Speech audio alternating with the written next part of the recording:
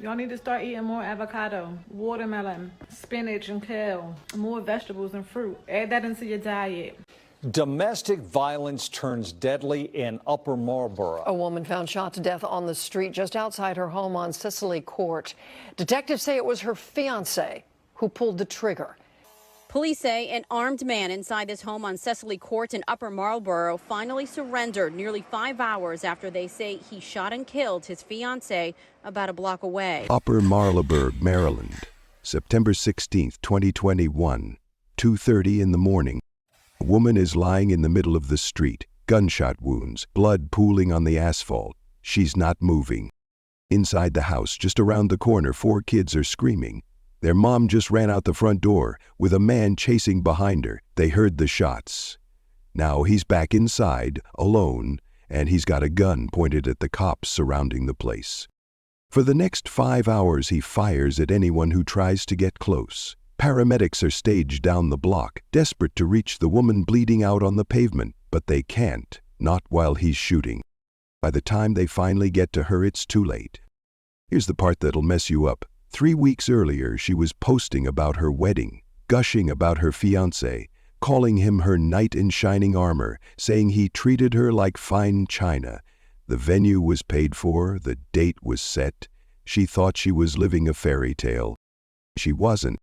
The man who chased her into that street, the one who left her dying while he barricaded himself inside, that was him, her fiancé, the man she was supposed to marry. So what happened? How does a love story turn into an execution in the middle of the night? Stick around, because this case is darker than you think. Welcome to Shadows of Crime. If you're ready to go down this rabbit hole with us, hit that subscribe button, drop a like, and tell us in the comments where you're watching from today. Trust me, you're going to want to talk about this one. Let's get into it. Her name was Dena Taylor, 39 years old, licensed practical nurse, mother of 5 kids, 3 daughters, 2 sons, and by all accounts, she was the kind of person who made every room better just by walking into it. Co-workers said she had this energy about her, bright smile, warm personality, the type who'd stay late to help a patient, who'd check on you if you seemed off. She wasn't just doing a job, she genuinely cared about people. But here's the thing about Dena. She cared a little too much, especially when it came to relationships. Her friends and family will tell you, Dena was a hopeless romantic. She believed in love, real, deep, soulmate-type love. And when she was all in. She'd give everything to her partner, her time, her energy, her heart. Problem was, she kept picking the wrong guys. One bad relationship after another, guys who didn't appreciate her, guys who disrespected her, guys who took everything she gave and gave nothing back. She was pouring from an empty cup, and nobody was filling it back up. By 2020, Dena was exhausted, emotionally drained, done with the games. So she made a decision. She was going to be single, on purpose. No more settling, no more compromising, no more bending herself into shapes just to fit into someone else's life. On August 5, 2020, she posted this on Facebook. As much as I would love to be in love and to be building with my significant other, I'm single, 100% by choice, because I desire and require to be respected and treated like a queen. I know what I bring to the table emotionally, physically, and financially. I will not settle or compromise my standards to fit into a box that's too small. Nope. Funny thing is, at this very moment, I have a few open offers, but what is for me I won't have to question. Come correct or don't come at all. Read that again. Come correct or don't come at all. Dena knew her worth. She wasn't playing anymore. She'd rather be alone than be with someone who didn't treat her right. And for a while it seemed like she meant it. But then November rolled around. November 1st, 2020. Dena updated her relationship status. She was seeing someone. And judging by the way she started posting, she thought this time was different. This time, she'd found the one. The guy who'd treat her like a queen. The guy who'd match her energy. The guy who'd prove that waiting for the right person was worth it. At least, that's what she thought. Because here's the reality. 320 days after she made that relationship official, Dena Taylor was dead, shot in the street by the man she was planning to marry. So what happened in those 10 months? How did a woman who set boundaries, who knew her worth, who refused to settle, how did she end up running for her life in the middle of the night? That's what we're about to find out. Real talk. Have you ever ignored red flags because you wanted love to work? Maybe you saw the signs but convinced yourself it'd get better? Drop a comment if you've been there. No judgment. Okay, maybe a little. But let's be honest with ourselves. November 1st, 2020. Dena's in a relationship. She's hopeful. She's excited. After everything she's been through, maybe this is finally it. His name was Deon Sims. And if you asked anyone who knew him, they'd tell you he was a good guy. Grew up in Upper Marlboro, nice family, respectful, the kind of neighbor you'd wave to in the morning. Dena seemed happy, at least from the outside. But then December hit. December 6th, 2020, just over a month into the relationship, Dena posted something that didn't quite match the vibe of a woman in love. I feel disconnected, overworked, and sleep-deprived. That's it. No context, no explanation, just that. Now you could brush it off. Maybe she had a rough week at work. Maybe the kids were stressing her out. Maybe it was nothing. Except the very next day, December 7th, she posted this. Relationships sometimes fail because we look for perfect instead of looking for worth it. My learning and growth has been major. And then she added the hashtag, relationship lessons. Hold up. You've been official for 5 weeks and you're already posting about relationship failures and lessons learned? That's not a rough patch, that's a red flag the size of a billboard. But here's what makes it worse. After those 2 posts, Dena went quiet. No more cryptic messages, no more venting, nothing. Radio silence. And then, out of nowhere, May 2021 rolls around. 6 months later, Dena posts a photo. Her and Deontay, both dressed in all white, smiling. She's got a ring on her finger. They're engaged. The caption, a date, August 27th, 2022. That's the wedding day. She even added a ring emoji. So let me get this straight. In December, she's talking about disconnection and failed relationships. By May, she's engaged, and by July, she's all over Facebook talking about how perfect everything is. July 2nd, 2021, Dena posts about wedding planning. 13 months until my wedding, and I don't know where to start, how to start, what to wear, how to look. At least one of the biggest stressors is handled.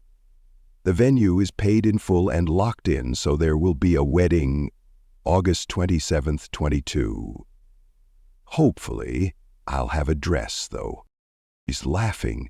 She's excited. The venue's paid for. This is happening. 4 days later, July 6th, she posts this. The heaven sent me my sweet knight in shining armor, my best friend, my fiancé, and we're getting married next year. He handles me with care like fine china. Love isn't complicated. Love isn't complicated. She said that. 6 days before she died. Another post from around the same time. Only in my dreams did I ever think that I'd be getting married in a beautiful mansion to the most kind, gentle, dedicated, and loving man that I would ever meet. When they say dreams come true, please believe them. Kind, gentle, dedicated, loving. That's how she described him. That's what she wanted everyone to see. But 6 days after that post, Dena was running out of her house in the middle of the night, and the man she called her knight in shining armor was chasing her with a gun. So what's the truth? Was Deontay really this perfect guy, or was Dena posting what she wished was real? Here's the thing. Dena's friends saw those posts and thought everything was fine. The engagement photos, the wedding plans, the glowing captions. Would you have noticed something was wrong? Be honest. Comment, "I would have known," or "I would have missed it." Let's see who's really paying attention. September 15th, 2021. Evening. Something's off at the house on Cecily Court. Neighbors can hear it, voices raised, tension thick enough to cut through. Dena and Deontay are fighting. And it's not just a quick argument, this goes on for hours. At some point, the fight spills outside, loud enough that people down the block can hear them going at it. Whatever this is about, it's bad. Inside the house, at least 4 of Dena's kids are awake, listening, watching, feeling the weight of whatever's happening between their mom and the man she's supposed to marry in less than a year. The clock ticks past midnight, then 1 a.m., then 2 a.m., and then, at approximately 2:30 in the morning, everything goes sideways. Dena runs out of the house. Not walking, not storming off, running like her life depends on it. And Deontay, he's right behind her. The kids see it happen, their mom bolting out the front door, him chasing after her. And then they hear it.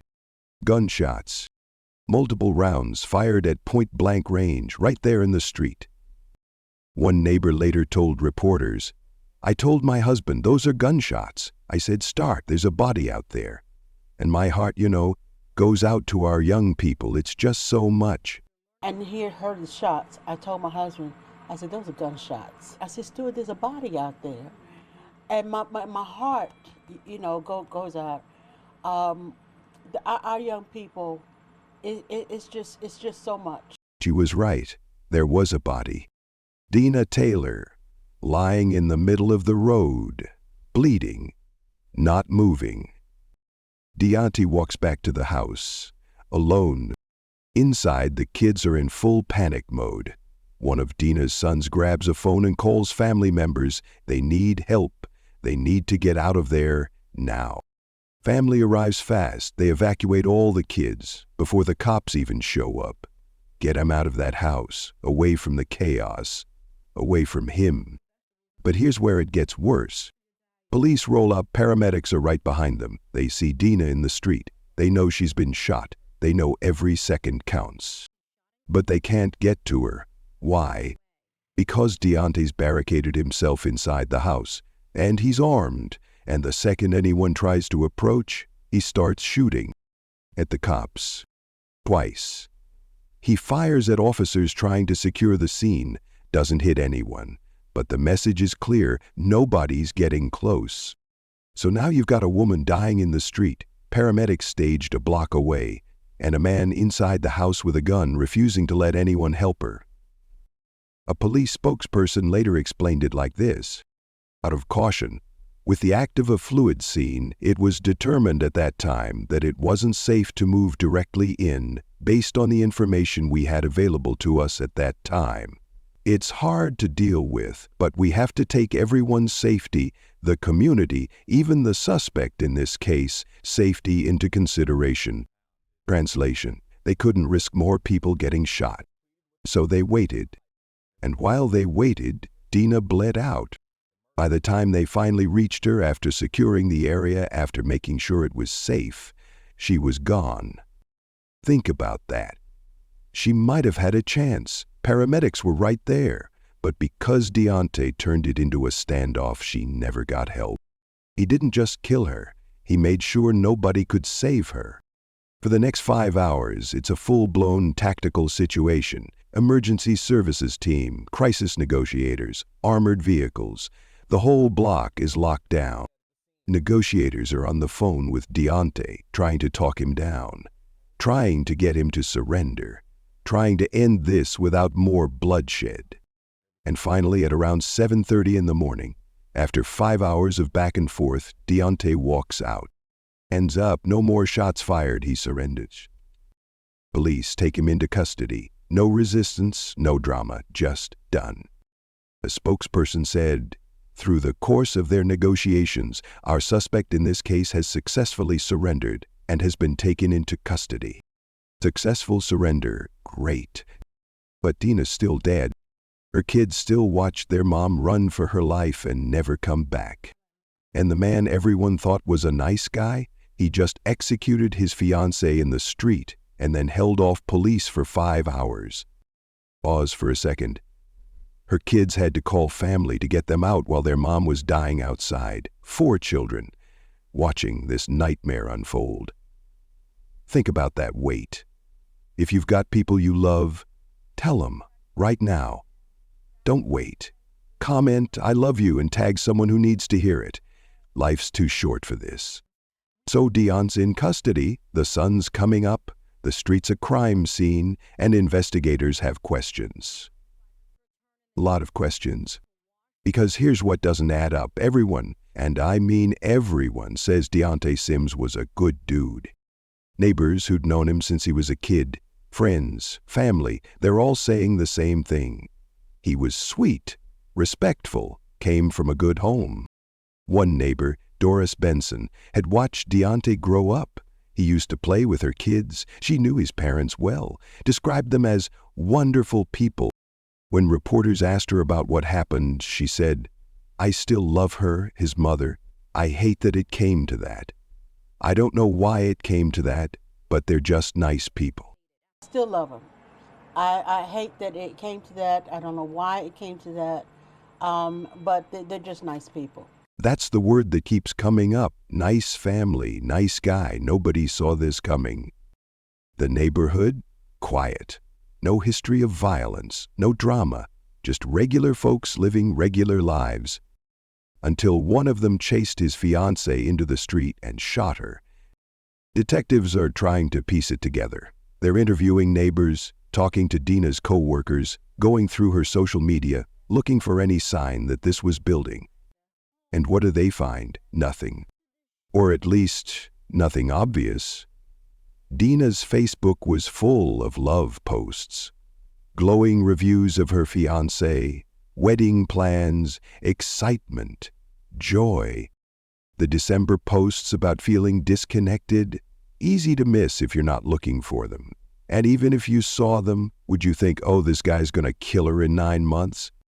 Probably not. So investigators are stuck with this image of a perfect gentleman who just committed murder. And they need answers.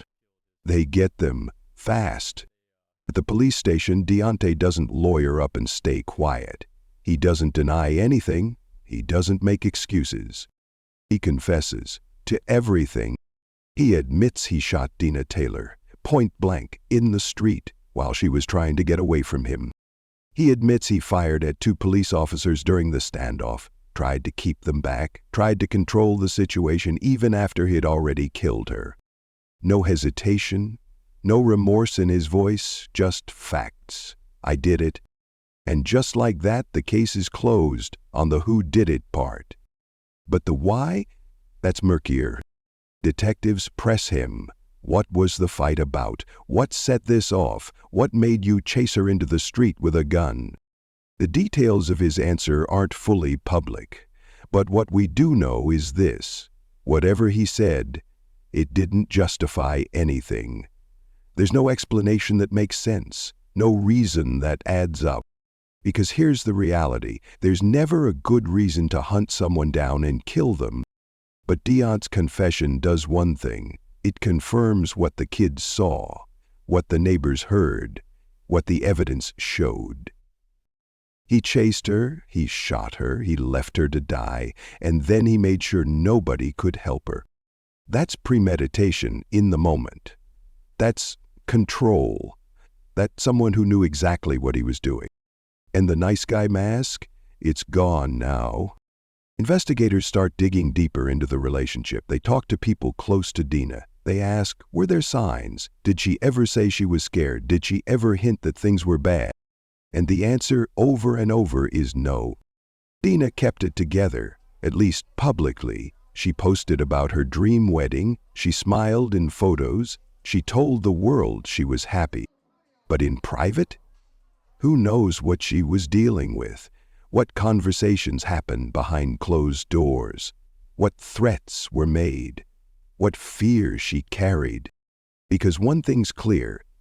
You don't run out of your house at 2:30 in the morning unless you're terrified. You don't flee into the street unless you think staying inside means you're dead. Dena ran because she knew, in that moment she knew what he was capable of. She just didn't run fast enough. Deontay Sims got hit with a mountain of charges. Common law murder, attempted first-degree murder for shooting at cops, first-degree assault, second-degree assault, use of a firearm in a violent crime, illegal gun charges, and 2 enhancements for committing violence in front of minors. Because let's not forget, Dena's kids saw everything. The prosecution had him dead to rights, his confession, witness testimony, forensic evidence, the whole package. Deontay knew it too. So he took a plea deal, pled guilty to everything. No trial, no dragging it out, just guilty. The sentence? 55 years, 50 behind bars, 5 years supervised probation after that. If he even makes it that long. He'll also be required to complete a batterer's intervention program. Drug and alcohol evaluations, psychological treatment, all the things that should have happened before he put a bullet in his fiancé. Prince George's County State's Attorney Aisha Braveboy didn't mince words. Though Mr. Sims has taken responsibility for his deplorable actions, he will face severe consequences. What happened to this beautiful young woman was a tragedy, and her entire family remains devastated. Devastated doesn't even begin to cover it. Because while Deontay's sitting in a cell, Dena's 5 kids are trying to figure out how to live without their mom. Her eldest daughter, Yamina, had to step up. She started a GoFundMe to cover funeral costs and help raise her younger siblings. She posted this message. My mother, Dena Taylor, lost her life due to domestic violence early Thursday morning. She left behind 5 children as well as a community of family and friends. We are all mourning the loss of the amazing, beautiful, and gentle woman she was. On Facebook, Yamina wrote a tribute that'll break you. No words that I say can show anyone how much I love you. You are my heart, soul, diary, #1 supporter, my everything. I love you infinitely in this life and the next. Please watch over me and continue to guide me through this. I love you forever. A daughter burying her mother, raising her siblings, carrying a weight no 20-something should ever have to carry. Meanwhile, back on Cecily Court, firefighters hosed down the street, washed away the blood. But like one neighbor said, the stain is permanent, not just on the pavement, on the kids, on the family, on everyone who loved Dena Taylor. Let's talk about what nobody wants to admit. Dena posted about feeling disconnected 1 month into the relationship. 1 month. And she still got engaged, still planned a wedding, still called him her dream come true. Why?